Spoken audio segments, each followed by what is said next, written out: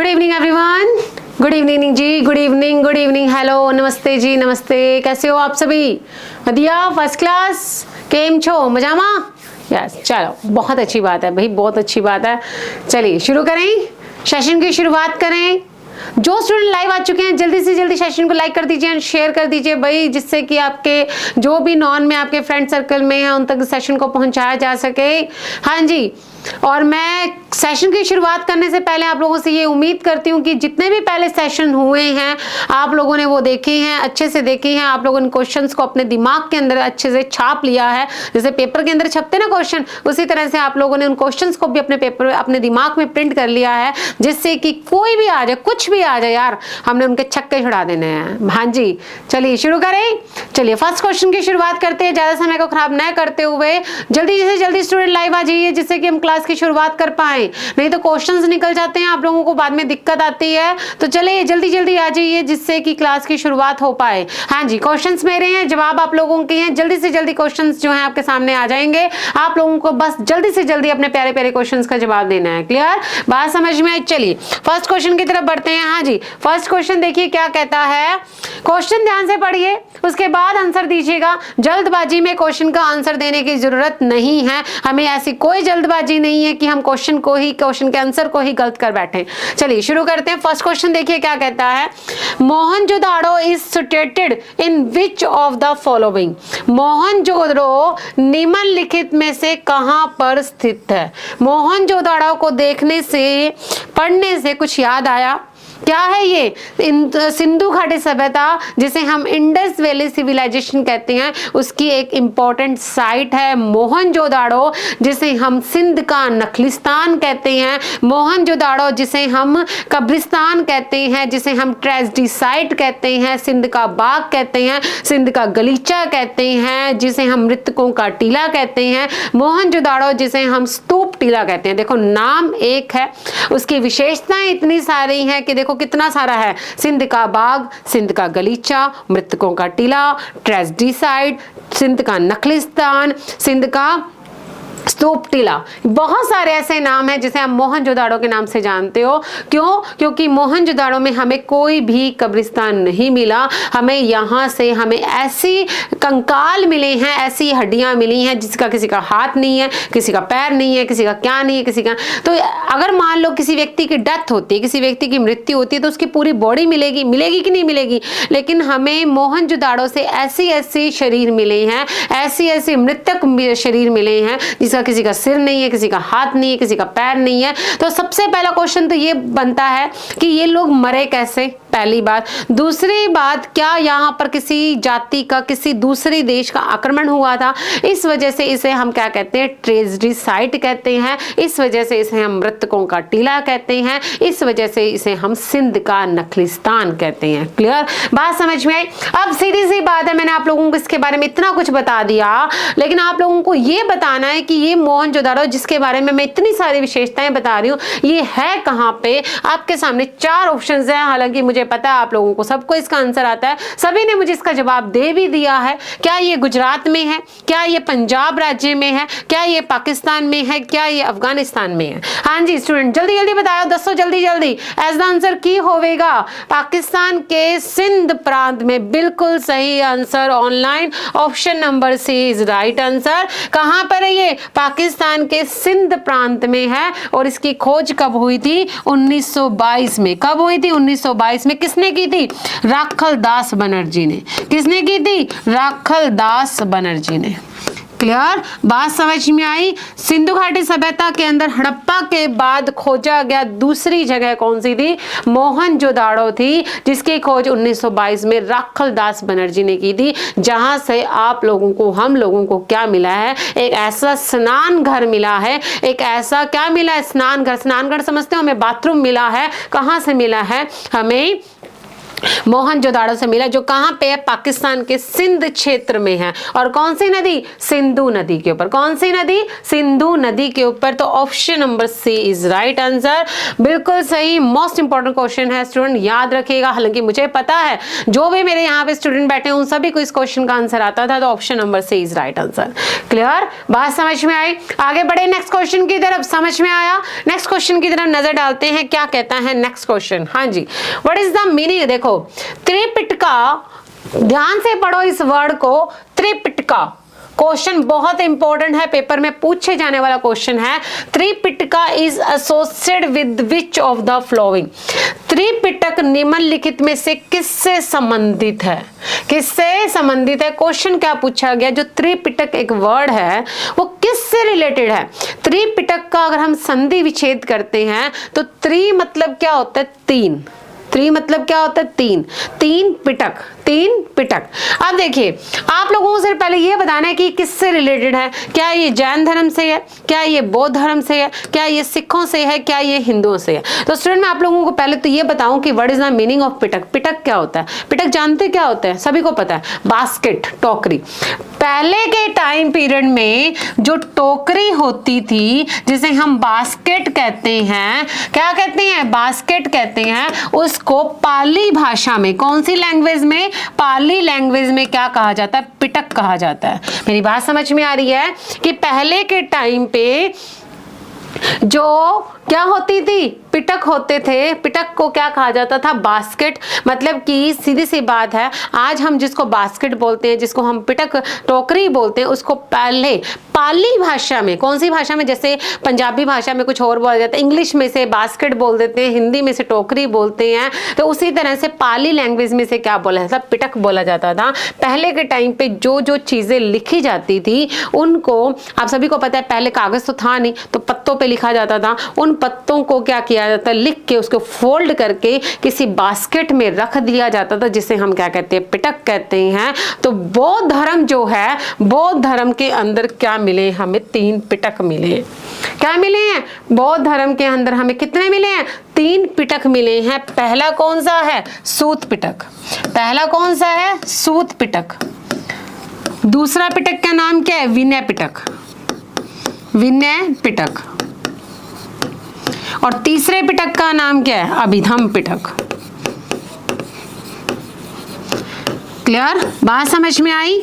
बात समझ में आई कि बौद्ध धर्म के कितने पिटक हैं? तीन पिटक हैं। सूत पिटक, विनय पिटक, अभिधम पिटक। ये तीनों पिटक को हम क्या कहते हैं? त्रिपिटक कहते हैं, मतलब कि तीन पिटक कहते हैं। ये किससे रिलेटेड है? बौद्ध धर्म से रिलेटेड है। वेरी गुड आंसर जी, वेरी गुड आंसर, बिल्कुल सही। ऑनलाइन वालों कि बौद्ध धर्म के कितने पिटक है? तीन पिटक है। सूत पिटक, विनय पिटक, अभिधम पिटक। कई बार क्वेश्चन पूछ लेते हैं कि what is the meaning of Pitaka? Pitaka का मतलब क्या है? तो पिटक को पाली भाषा में क्या कहते हैं? टोकरी, बास्केट। मतलब बास्केट को या टोकरी को पाली भाषा में क्या कहा जाता है? पिटक कहा जाता है। मोस्ट इंपॉर्टेंट क्वेश्चन है, ध्यान रखिएगा। कोई भी एग्जाम दे रहे हो, कोई भी एनीथिंग एनीवे, कोई भी एग्जाम दे रहे हो, आप लोगों के लिए क्वेश्चन बहुत ही इंपॉर्टेंट है कि बौद्ध धर्म के कितने पिटक है, बौद्ध धर्म के कितने रतन है। रतन कितने हैं? तीन रतन है। कौन कौन से? बुद्ध, धम्म और संघ। रतन कितने? हीरे कितने हैं बौद्ध धर्म के? तीन है, बुद्ध, धम्म और संघ। लेकिन पिटक कितने हैं? सूत पिटक, विनय पिटक, अभिधम पिटक, ये भी तीन है। लेकिन ये पिटक है जिसमें हमें महात्मा बुद्ध की शिक्षाओं की, महात्मा बुद्ध के सिद्धांतों की, बौद्ध धर्म की हमें क्या मिलती है? जानकारी मिलती है। और बुद्ध, धम्म, संघ, ये बौद्ध धर्म के क्या है? तीन रतन है। क्लियर? भाषण कहते हैं ना, मेरे दो अनमोल रतन। तो बौद्ध धर्म के कितने रतन है? बौद्ध धर्म क्या कहता है? मेरे तो तीन अनमोल रतन है। कौन कौन से? बुद्ध, धम्म और संघ। और पिटक कितने हैं? तीन पिटक हैं, सूत पिटक, विनय पिटक, अभिधम पिटक। तो option number B is right answer. Clear है? बात समझ में आई? समझ में आ रहा ऑनलाइन? क्लियर? आगे बढ़े, नेक्स्ट क्वेश्चन की तरफ बढ़े। चलिए नेक्स्ट क्वेश्चन देखते क्या कहता है। हाँ जी, नेक्स्ट क्वेश्चन देखिए क्या कहता है। बहुत ही अच्छा क्वेश्चन है भाई, बहुत अच्छा क्वेश्चन है। Where in Uttarakhand? Where in Uttarakhand? Uttarakhand बहुत अच्छा हिल स्टेशन, आप सभी को पता है। घूमने गए हो कभी? बहुत अच्छा हिल स्टेशन है, जाते हो घूमने? हिल स्टेशन पसंद है कि नहीं पसंद? पहाड़ है, ठंडी ठंडी वादियां हैं, बर्फ गिर रही है, एक अलग ही नजारा है। कभी जाते हो घूमने? बहुत मजा आता है, सीरियसली बहुत मजा आता है इन ठंडे ठंडे जगह पे जाने में। Where in Uttarakhand was a copy of emperor Ashoka rock edicts discovered. ध्यान से समझना क्वेश्चन को। जो सम्राट अशोक है, आप सभी को पता है अशोक कौन है, मौर्य एम्पायर का राजा है। मौर्य के हमें अशोक के क्या मिले, हमें शिलालेख मिले हैं, आप सभी को पता है, मैंने आपको क्लास में करवाया भी है। शिलालेखों का एक शिलालेख हमें कहां से मिला, उत्तराखंड से। एक शिलालेख हमें कहां से मिला, उत्तराखंड से मिला है। उत्तराखंड में कहां से मिला है, मतलब कि उत्तराखंड तो बहुत बड़ा है, उत्तराखंड में स्पेसिफिक एक जगह बताइए जहां से हमें ये मिला है। मेरी बात समझ में। अशोक के हमें 14 शिलालेख मिले हैं, आप सभी को पता है, ठीक है। ये जो 14 शिलालेख, ध्यान से सुनना इस बात को, अशोक के हमें 14 एडिक्ट्स मिले हैं, 14 शिलालेख मिले हैं। शिलालेख का मतलब क्या होता है, शिला मतलब होता है पत्थर सॉरी, शिला का मतलब क्या होता है, पत्थर, और लेख मतलब लिखना। जो पत्थरों के ऊपर लिखा जाता है उसे हम क्या कहते हैं, शिलालेख कहते हैं। तो अशोक ने 14 पत्थरों के ऊपर 14 बातें लिखवाई थी। मेरी बात समझ में आ रही है। अब ये जो 14 बातें हैं हमें कितनी जगह से मिलती हैं, 8 जगह से मिलती है। ध्यान से समझिए, अशोक के कितने शिलालेख हैं, कितने रॉक एडिक्ट्स हैं, कितने रॉक एडिक्ट्स हैं, 14। कितने, 14। मैंने आप लोगों को क्लास में बहुत अच्छे से करवाया। कितने शिलालेख है, 14 शिलालेख हैं, जो हमें कितनी जगह से मिले हैं, 8 जगह से मिले हैं। कितनी जगह से, 8 जगह से। मतलब एक जगह से हमें टोटल 14 बातें मिलती हैं, वो दूसरी जगह से हमें वही 14 बातें मिलती हैं, वही तीसरी जगह से हमें 14 बातें मिलती हैं। मेरी बात समझ में, 14 शिलालेख मिलते हैं। अब मैं आपसे क्वेश्चन क्या पूछा गया कि उत्तराखंड में एक जगह है जहां से हमें अशोक के शिलालेख मिलते हैं, वो कौन सी जगह है वो हम देखते हैं। आप लोगों को मैंने क्लास में भी एक ट्रिक करवाई थी, जो स्टूडेंट लाइव जुड़े हुए हैं उन लोगों को एक ट्रिक मैं बताना चाहूंगी, ध्यान से सुनना। एक ट्रिक है, गधा जो सोए शाम को। देखो कितनी अच्छी ट्रिक है कि जो शाम को सोता है वो क्या है, गधा है कि नहीं है, अपने गधे हैं? नहीं, ये तो ट्रिक है भाई बच्चों, ट्रिक है। देखिए, गधा जो सोए शाम को। अब इसके अंदर अशोक के वो 8 जगह आ जाती हैं जिसके अंदर 14 शिलालेख मिलते हैं। कैसे, ग से गिरनार मतलब कि गुजरात, ध से धौली मतलब कि उड़ीसा। उड़ीसा के अंदर एक जगह है जिसका नाम है धौली, वहां से हमें अशोक का शिलालेख मिलता है।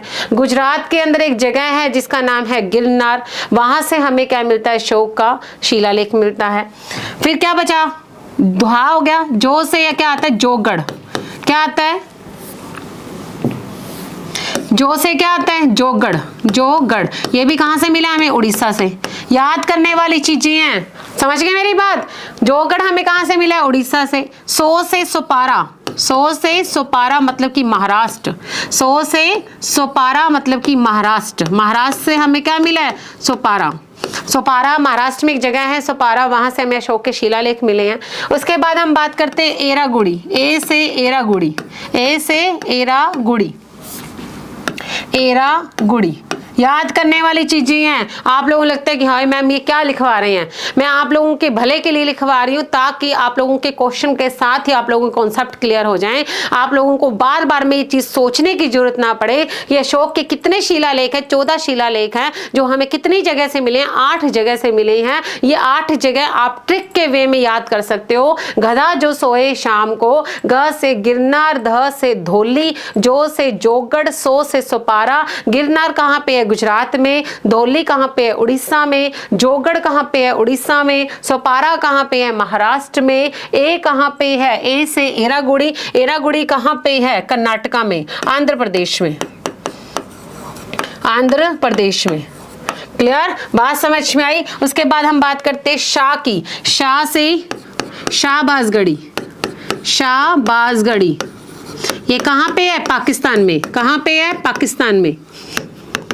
जिन लोगों के लिए नया है वो भी याद कर लीजिए, जिन लोगों ने पढ़ा हुआ है उसको दोबारा रिवाइज कर लीजिए।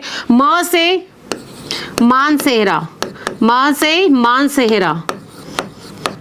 क्लियर, बात समझ में आई। ये भी कहाँ पे है, पाकिस्तान में। कहाँ पे है, पाकिस्तान में। क्लियर, बात समझ में आई। अब बचा क्या आपका, को। क से कालसी, क से कालसी जो कहां पे है? उत्तराखंड देहरादून में।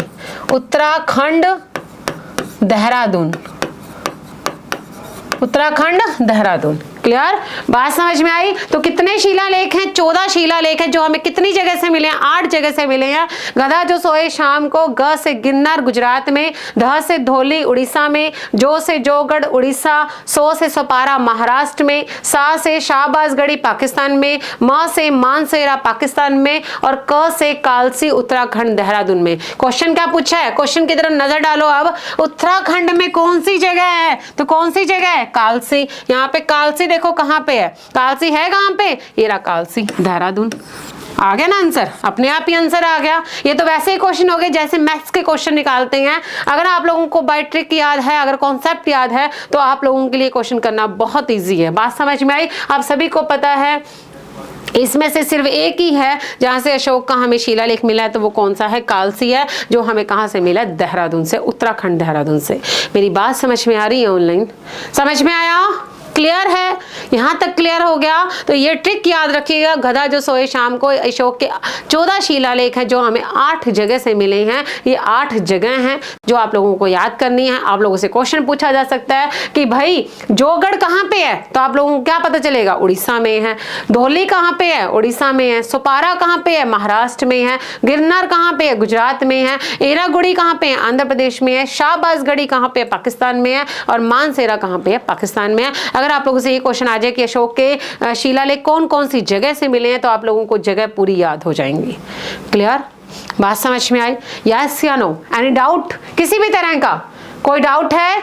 आगे बढ़े नेक्स्ट क्वेश्चन की तरह बढ़े। तो इसका आंसर क्या रहेगा? Option number D, Kalsi. सीधा सा क्वेश्चन का आंसर है कालसी, देहरादून। क्लियर? देखिए स्टूडेंट, मैं आप लोगों को बार बार कहती हूँ, जो स्टूडेंट ये सोचते हैं कि यार क्वेश्चन का आंसर करो और निकलो, नहीं, हम यहाँ पे क्वेश्चन का आंसर नहीं करने आए हैं। हम क्वेश्चन के आंसर को, कॉन्सेप्ट को समझने आए हैं। हम उस पूरे टॉपिक को क्लियर करें। ये तो सिर्फ एक बहाना है क्वेश्चन लाने का। ये सिर्फ एक मकसद है आपके सामने क्वेश्चन लाने का, ताकि उस क्वेश्चन के कॉन्सेप्ट को पूरा समझाया जा सके। मेरी बात समझ में आ रही है? तो कालसी देहरादून से हमने क्या किया? हमने अशोक के शिलालेखों के बारे में पढ़ा। क्लियर? समझ में आया? आगे बढ़े नेक्स्ट क्वेश्चन। चलिए नेक्स्ट क्वेश्चन की तरफ बढ़ते हैं। हाँ जी, क्वेश्चन पढ़िए, क्या कहना चाहता है उसके बाद आंसर दीजिएगा। हाँ जी, देखिए क्या कहता है question. Which one of the following statements not, भाई नोट आ गया, not true about बलबन। यहाँ पे कुछ स्टेटमेंट्स दी गई हैं, आपको ये बताना है कि इनमें से कौन सी स्टेटमेंट बलबन के बारे में सही नहीं है। ध्यान से पढ़ना है, सही नहीं है। तो आपके सामने 4 स्टेटमेंट्स दी गई हैं। पहली पढ़ते हैं हम, देख ध्यान से पढ़ते हैं। हमने बलबन के बारे में सारा पढ़ा हुआ है। जो भी स्टूडेंट ऑनलाइन बैठे हैं, मुझे पता है बलबन के बारे में हमने बहुत ही क्लियरली तरीके से पढ़ा हुआ है, आप सभी को पता है। हम देखते हैं बलबन के बारे में क्या, क्योंकि देखो मैंने जब आपको बलबन करवाया था तो आपको पूरा कॉन्सेप्ट्स में करवाया था, तो आपको वो कॉन्सेप्ट्स को ही समझना है और उसके बाद में जवाब देना है। फर्स्ट लाइन क्या कहती है? उसने नियाबत खुदाई का सिद्धांत प्रतिपादित किया था। नियाबत खुदाई का मतलब क्या होता है? क्या होता है? मैंने आप लोगों को क्लास में बताया था ना कि वो अपने आप को ईश्वर की शैडो कहता था। याद करो, मैंने आप लोगों को क्लास में बताया था कि वो अपने आप को खलीफा की शैडो मानता था, अपने आप को खलीफा का परछाई कहता था, अपने आप को जिल्ले अल्लाह कहता था, आपको नियाबत खुदाई। नियाबत खुदाई का मतलब होता है अपने आप को ईश्वर की, खलीफा की क्या मानना? शैडो मानना। वो क्या कहता था कि मैं खलीफा की क्या हूं? परछाई हूं, ईश्वर की क्या हूं? परछाई हूं। तो नियाबत खुदाई, खुदा मतलब क्या होता है? भगवान, और नियाबत मतलब क्या होता है? परछाई, शैडो। तो नियाबत खुदाई, बलबन, इसका मतलब ये स्टेटमेंट सही है। वो क्या कहता था? मैं क्या हूं? नियाबत खुदाई हूं, मैं ईश्वर का क्या हूं? प्रतिबिंब हूं, ईश्वर की छाया हूं। मेरी बात समझ में आ गई? क्लियर? तो इसका मतलब ये स्टेटमेंट तो सही है। याद करो आप लोग, जब मैंने आप लोगों को क्लास में बलबन के बारे में समझाया था। नेक्स्ट स्टेटमेंट देखिए, उसने इक्तेदारी प्रणाली की शुरुआत की थी। हाँ जी, क्या ये स्टेटमेंट सही है? इसने इक्तेदारी प्रणाली की शुरुआत की थी? पक्का बताओ भाई, जल्दी जल्दी, क्या उसने इक्तेदारी प्रणाली की शुरुआत की थी? मुझे जहां तक याद है इक्तेदारी प्रणाली की शुरुआत मोहम्मद गौरी और इल्तुतमिश ने की थी। इक्तेदारी प्रणाली की शुरुआत तो इसने की नहीं, इल्तुतमिश ने की थी। किसने की थी? इल्तुतमिश ने की थी। इसका मतलब ये वाली स्टेटमेंट तो क्या हो गई? गलत हो गई, गलत हो गई। बात समझ में? इक्तेदारी तो शुरू की नहीं। अब तीसरी स्टेटमेंट की तरफ बढ़ते हैं। उसने तुर्कान चहलगामी, तुर्कान चहलगामी कुछ याद आया? 40 सरदारों का दल क्या था? याद करो, इल्तुतमिश ने एक दल बनाया था, ग्रुप बनाया था, जिसे हम क्या कहते हैं? तुर्कान चहलगामी 40 दल कहते हैं। याद है आप लोगों को? तो वो तुर्कान चहलगामी को खत्म किया था। बिल्कुल सही, हमें पता है, क्योंकि बलबन जो था वो अपने आप को इन 40 व्यक्ति के 40 जो दल थे, 40 जो पर्सन थे, उनको अपने हाथों की कठपुतली नहीं बनाना चाहता था। उसको पता था कि ये जो लोग हैं वो सुल्तान को अपने हाथों की क्या बना लेते हैं? पोपट बना लेते हैं, अपने हाथों की कठपुतली बना लेते हैं। इसलिए उसने गद्दी पर बैठते सबसे पहले क्या काम किया था? उसने 40 गुलामों, 40 जो सरदारों का दल था, ग्रुप था, उसे क्या किया था? खत्म किया था। इसका मतलब ये स्टेटमेंट भी सही है, ये वाली स्टेटमेंट भी सही है। बात समझ में आई? नेक्स्ट क्या कहता है? उसने बंगाल के विद्रोह को दबा दिया था। याद कीजिए, जब मैंने आपको बलबन करवाया था तब मैंने आपको ये चीज बताई थी कि बलबन अपनी कुर्सी से नहीं हिला था। याद करो, उसको डर लगा रहता था कि जैसे ही मैं कुर्सी से उठा कोई आकर वहां पर बैठ जाएगा। याद करो, याद है कि नहीं? मैंने आप लोगों को बताया था ना कि बलबन ने अपने कोई भी एरिया के अंदर बढ़ावा नहीं किया, उसने कोई भी एरिया पर अधिकार नहीं किया। वो सिर्फ उसको एक ही डर लगा रहता था कि अगर मैं इस कुर्सी से हिला तो कोई आके बैठ जाएगा। मंगोल जो है, मंगोल जो जाती है वो क्या कर देगी? आक्रमण कर देगी। इस वजह से वो अपनी कुर्सी से कभी नहीं हिला। लेकिन एक बंगाल का विद्रोह था जिसने उसे उठने के लिए मजबूर कर दिया, क्योंकि बंगाल का जो गवर्नर था, कमांडर था, उसने क्या किया? विद्रोह किया। बलबन ने इतने लोगों को भेजा कि जाओ उसको मार के आओ, लेकिन वो किसी से भी नहीं हारा। तो बलबन को मजबूर होकर उसे दबाने जाना पड़ा। एक मात्र विद्रोह था जिसे बलबन को दबाने जाना पड़ा, तो वो कौन सा था? बंगाल का विद्रोह था। इसका मतलब ये भी सही है, ये भी सही है। तो देखिए, बलबन ने अपने आप को नियाबत खुदाई कहा, ईश्वर का प्रतिबिंब कहा, बिल्कुल सही है। बलबन ने 40 दल को खत्म किया, ये भी सही है। बलबन ने बंगाल के विद्रोह को दबाया, बिल्कुल सही है। लेकिन बलबन ने इक्तेदारी व्यवस्था को शुरू नहीं किया।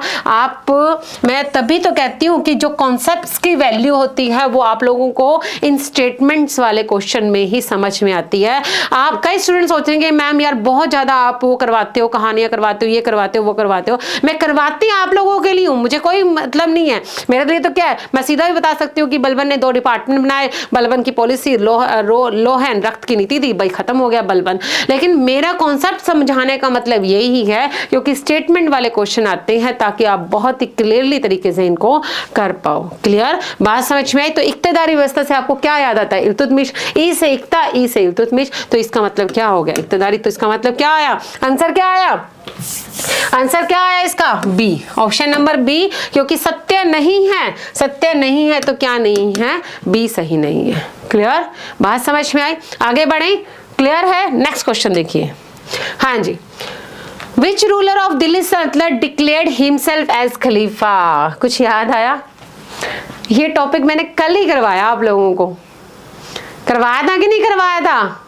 कि किस व्यक्ति ने अपने आप को ही खलीफा घोषित कर दिया कि भाई मैं ही भगवान हूं, मुझसे ऊपर तो कुछ भी नहीं है। याद करो, उसने क्या पूछा कि क्या मेरे फादर साहब ने खलीफा से परमिशन ली थी?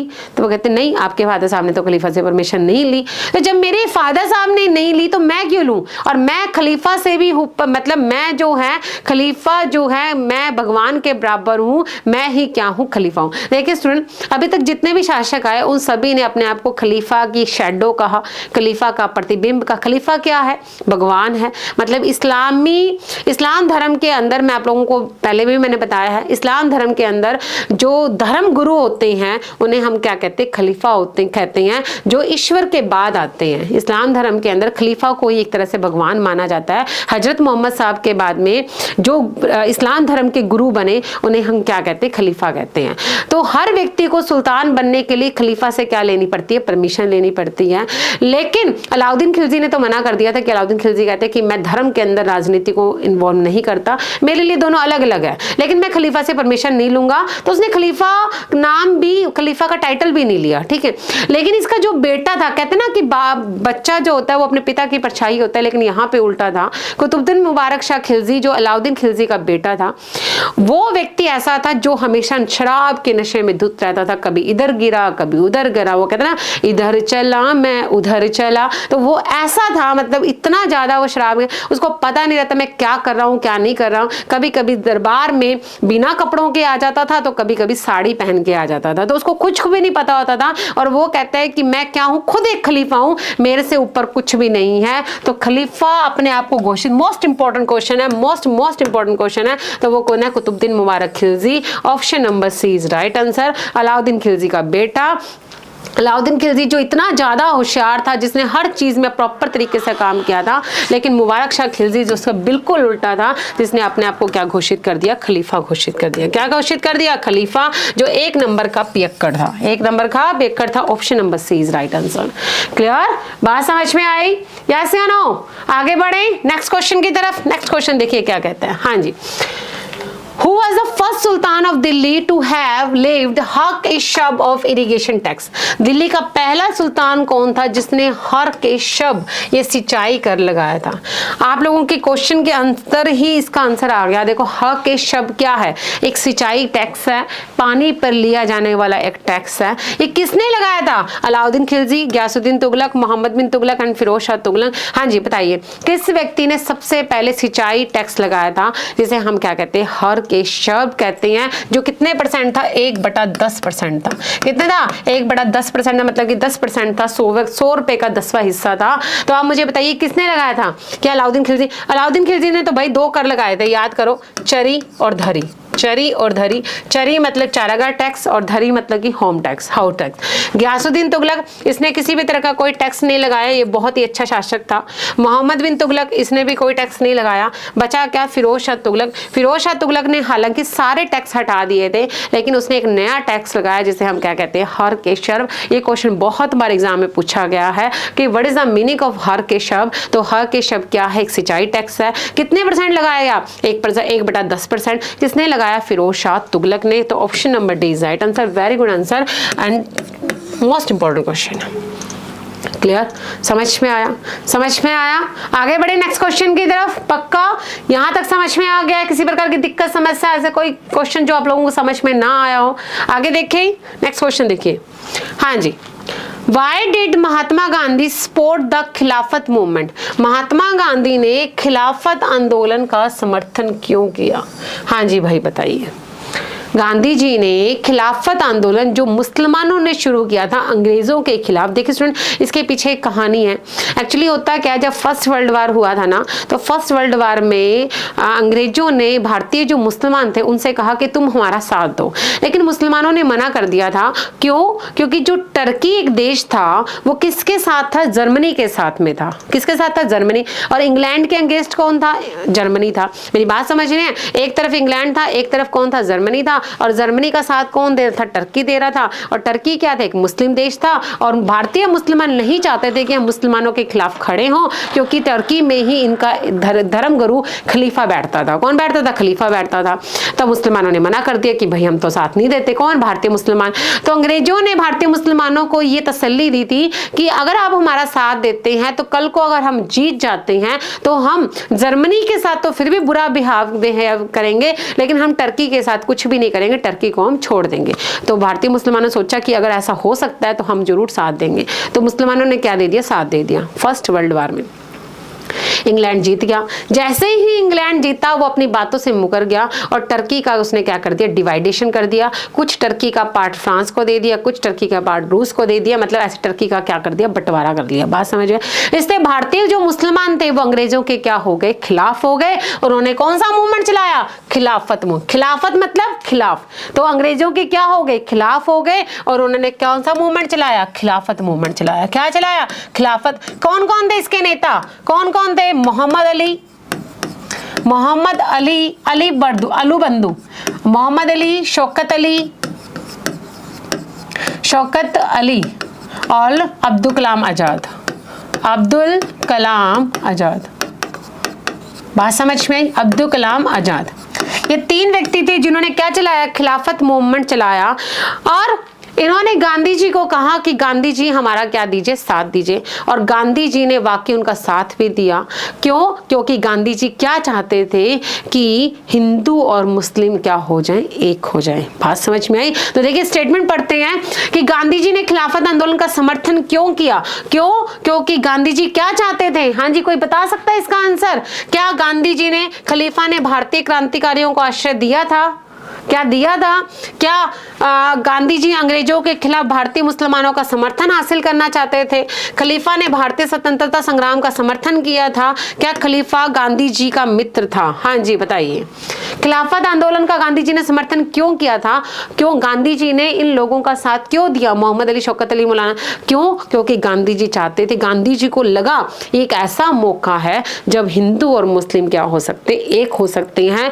जब भी मुसलमानों का साथ चाहिए तो मुसलमान हमारा साथ, अगर हम मुसलमानों का साथ देंगे तो ही तो मुसलमान हमारा साथ देंगे। तो गांधी जी को लगा कि आज मैं अगर इनके साथ में खड़ा हूं तो हो सकता है कल ये हमारे साथ खड़े हों। तो गांधी जी ने क्या कहा कि मैं अंग्रेजों के खिलाफ भारतीय मुसलमानों का क्या चाहता हूं? साथ चाहता हूं। क्या चाहता हूं? साथ चाहता हूं। इसलिए गांधी जी ने खिलाफत आंदोलन का क्या किया था? समर्थन किया था। मेरी बात समझ में आ रही है स्टूडेंट? बात समझ में आई? समझ में आया? गांधी जी ने खिलाफत आंदोलन का समर्थन क्यों किया था? गांधी जी एक ऐसा स्टेज चाहते थे, एक ऐसा मंच चाहते थे जिसके अंदर हिंदू और मुसलमान क्या हो जाए? एक हो जाए। क्लियर? बात समझ में आई? तो option number B is right answer. Clear? समझ में आया? यस या नो? All clear? चलिए नेक्स्ट क्वेश्चन की तरफ बढ़ते हैं। हाँ जी, where was, most important question है, बहुत बार एग्जाम में पूछा जाता है। Where was Mahatma Gandhi when Chaura Chauri episode took place? जब चोरा चोरी हत्याकांड हुआ था उस टाइम गांधी जी कहाँ थे भाई? कहाँ थे गांधी जी? पहले तो बताओ चोरा चोरी हत्याकांड है क्या? आप सभी को पता है ना? सभी को पता है। आप सभी को पता है कि यूपी का जो गोरखपुर जिला है वहां पर एक स्टेशन है, एक पुलिस थाना है जिसका नाम है चोरा चोरी। वहां पर कब? 5 फरवरी 1922 को पुलिस थाने, जो चोरा चोरी एक पुलिस थाना था, वहां पर क्या लगा दी गई? आग लगा दी गई। 22 पुलिस वालों को मार दिया गया। गांधी जी को जब इस घटना का पता चला तो गांधी जी उस टाइम पे कहां पे थे? गुजरात के बारदोली में थे। गुजरात के बारदोली में, बिल्कुल सही online, very good answer. Gujarat के बाद जब चोरा चोरी हत्याकांड हुआ था कब? 5 फरवरी 1922 को। क्यों? क्योंकि वहां पर गांधी जी ने नॉन कॉपरेशन मूवमेंट शुरू किया था। गांधी जी क्या चाहते थे कि ये जो आंदोलन है, जो असहयोग आंदोलन है, वो कैसा होना चाहिए? अहिंसक होना चाहिए, इसमें किसी प्रकार की हिंसा नहीं होनी चाहिए। लेकिन जब अंग्रेजों ने इनको भड़काना शुरू किया तो पुलिस थाने के अंदर जो आम लोग थे उन्होंने क्या लगा दी? आग लगा दी। 22 पुलिस वालों को मार दिया। इस वजह से गांधी जी को जब इस घटना का पता चला, कब?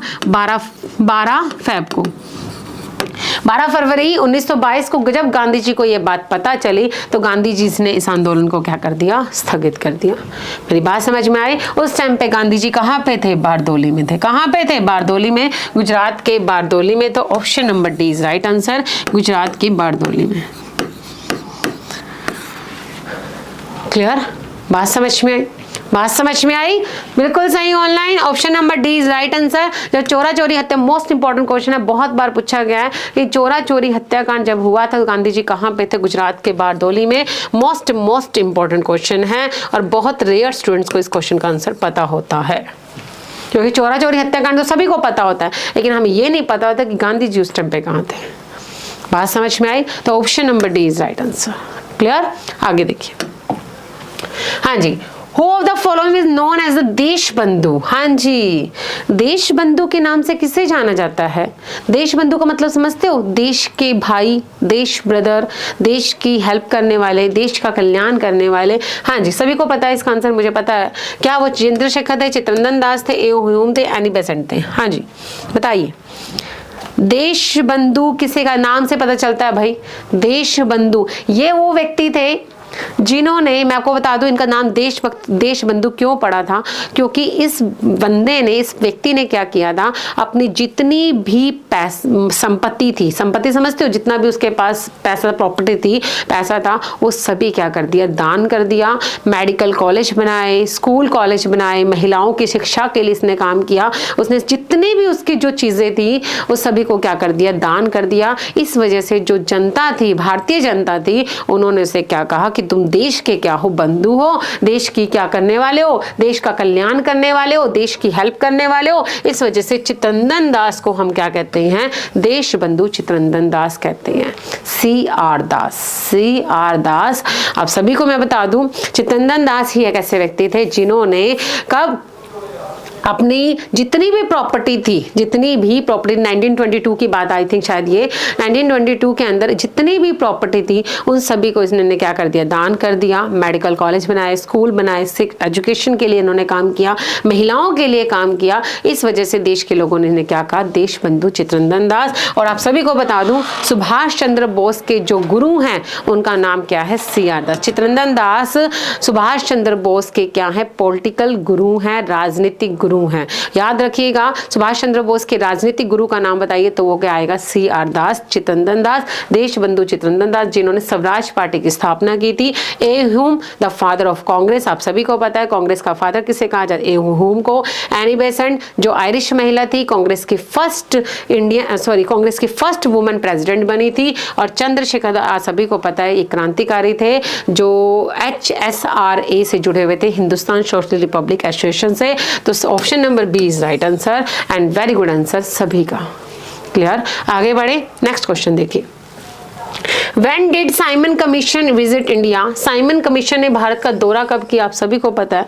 Sir John Simon go back के नारे लगाए गए, लाला लाजपत राय पे लाठीचार्ज किया गया। क्यों? क्योंकि इसके अंदर कोई भी भारतीय सदस्य नहीं था। इसे हम व्हाइट कमीशन कहते हैं। क्यों? क्योंकि इसके अंदर कोई भी भारतीय मेंबर नहीं था। सर जॉन साइमन के नेतृत्व में, अगुवाई में एक कमीशन भारत आया जिसके अंदर टोटल 7 मेंबर थे। इरविन ने सजेस्ट किया था कि इसके अंदर कोई भी भारतीय सदस्य नहीं होना चाहिए, क्योंकि सर जॉन साइमन क्या करने आया था, वो देखने आया था कि भारत के अंदर क्या सुधार हुए, क्या डेवलपमेंट हुई है। तो नॉर्मल सी बात है, अंग्रेज जो है अंग्रेजों के फेवर में ही बात करेंगे। इस वजह से इरविन ने ये पहले ही कह दिया था कि इसके अंदर कोई भी भारतीय मेंबर नहीं होना चाहिए। 1927 में इसे बनाया गया था और 1928 में क्या पूछा गया, विजिट कब किया। ये नहीं पूछा गया कि साइमन कमीशन का गठन कब किया गया, बनाया कब गया। अगर पूछा जाता कि 1920 कब बनाया गया तो 1927 आता, लेकिन अगर पूछा गया कि आपसे विजिट कब किया था तो विजिट कब किया गया था, 1928 में, जब लाला लाजपत राय पे क्या किया गया था, लाठीचार्ज किया गया था। कहां, कब? 17 नवंबर 1928 के कहां पर, लाहौर में लाठीचार्ज किया गया था। क्लियर। तो साइमन कमीशन ने कब दौरा किया था, 1928 में। 1927 में इसे बनाया गया था। 1929 में क्या हुआ था, लाहौर सेशन हुआ था और 1931 में गांधी इरविन पैक्ट हुआ था। क्लियर, बात समझ में आए तो option number B is right answer. Option number B is right answer, sir John Simon, go back Simon. Clear. इसी के साथ थैंक यू सो मच। आज की क्लास में इतना ही। बहुत ही इंटरेस्टिंग और बहुत ही मजेदार क्लास थी। सीरियसली इतने क्वेश्चंस इतने अच्छे थे, इनके कॉन्सेप्ट्स करवाने में मुझे इतना मजा आया आज कि वाकई मुझे लगा कि यार आज तो मतलब मुझे ये लग रहा था कि आज जो है हर एक टॉपिक आप लोगों को करवाया जा रहा है, चाहे वो बीच बीच में से करवाया, लेकिन आज मजा आ रहा था क्वेश्चंस को करवाने में, उनके आंसर्स को करवाने में, और लग रहा था कि यार आज तो कॉन्सेप्ट्स आपको करवाए जा रहे हैं। वाकई आज तो वाकई बहुत बढ़िया क्लास थी। होप सो आप लोगों को भी समझ में आया होगा, पसंद आया होगा। सेशन कैसा लगा जरूर कमेंट बॉक्स में जाके बताइएगा। और सबसे बड़ी बात, अगर आप लोगों ने अभी तक मेरा टेलीग्राम चैनल ज्वाइन नहीं किया तो जल्दी से जल्दी ज्वाइन कर लीजिए, हिस्ट्री विद रितु मैम। कुछ स्टूडेंट्स ने मुझसे कमेंट करके पूछा था कि मैम टेलीग्राम चैनल का नाम बता दीजिए, तो ये है मेरा Telegram channel history with Ritu ma'am, जहां पर हम एक दूसरे का सुख दुख साझा करते हैं, आप सभी को पता है। तो चलिए आज के लिए इतना ही। आज की क्लास को हम यही विराम देते हैं। मैं आप लोगों से यही उम्मीद करती है जब भी आप लोग क्लास में आए तो इसी जोश के साथ, इसी उत्साह के साथ, इतनी क्यूरियोसिटी के साथ, इतने इंटरेस्ट से आप आए कि मुझे लगे कि यार आज तो वाकई हम युद्ध करने आए हैं, और युद्ध भी ऐसा जो हम अपने दिमाग से करने आए हैं, हम अपने इतिहास से करने आए हैं, और हर युद्ध में हमें अपनी जीत हासिल करनी है। क्लियर? बात समझ में है? तो चलिए आज के लिए इतना ही। Thank you so much. स्वस्थ रहिए, खुश रहिए, मस्त रहिए, अपनी लाइफ को एंजॉय कीजिए पूरे उत्साह के साथ, पूरे मोटिवेशन के साथ में अपनी लाइफ में एक वो मोटिव बनाइए कि हमें अपनी लाइफ में कुछ करना है, कुछ बनना है। इसी के साथ thank you so much. Good night, शुभ रात्रि, sweet dreams and thank you.